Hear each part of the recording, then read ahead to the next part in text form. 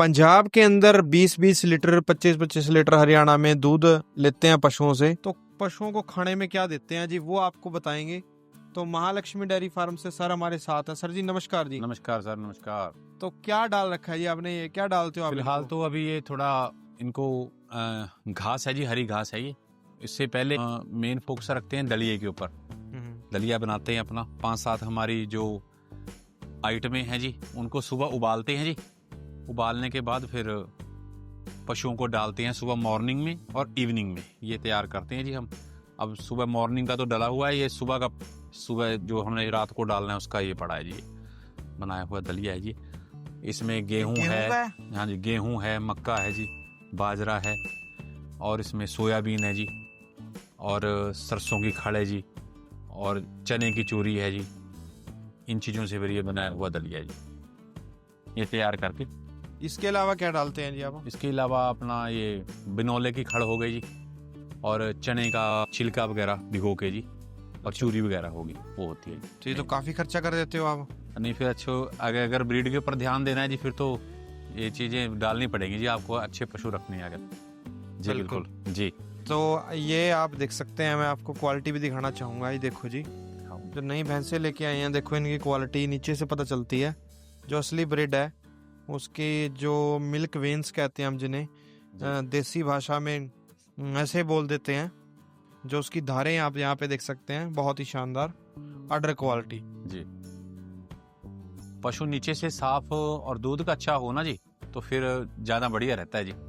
सींग चलो थोड़ा बहुत खुला वगैरह चल जाता है, लेकिन नीचे की चुवाई वगैरह के लिए जो साफ होना चाहिए पशु, मेरे हिसाब से जो हमारी नॉलेज बोलती है जी।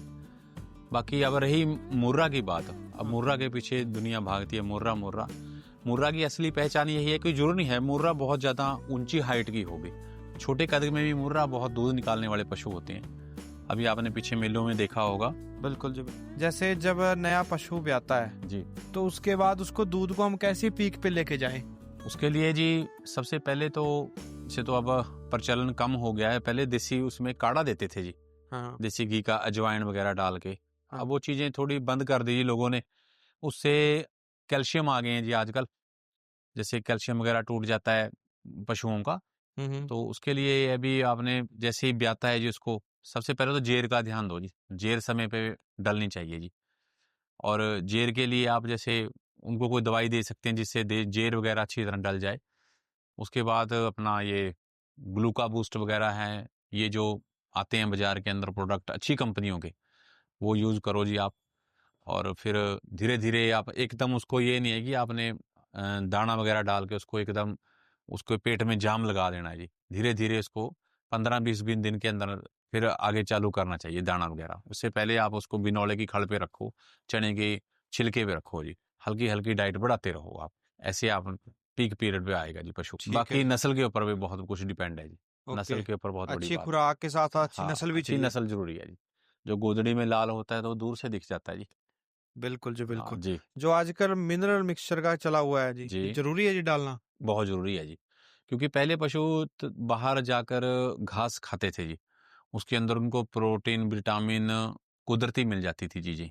आजकल पशु बंधा हुआ है जी, चलता फिरता नहीं है कहीं, अंदर से बाहर, बाहर से अंदर, यही रहता है जी हमारा। तो उसके लिए मिनरल मिक्सचर तो बहुत ज़रूरी है जी। हम लगातार अपने पशुओं को तकरीबन 100 ग्राम हर एक पशु को मिनरल मिक्सचर डालना ही डालना है डेली।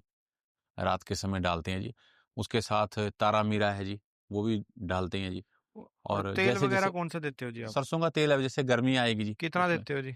फिर उसकी 100 ग्राम की मात्रा, 100 से 150 ग्राम की मात्रा। पशु वो भी पशुओं के ऊपर होता है जी। कोई मानता है जी उसको तेल को पशु, कोई देसी घी को मानता है जी। वो डिपेंड करता है जी, देखना पड़ता है जी पशु किस चीज़ के ऊपर चलेगा जी।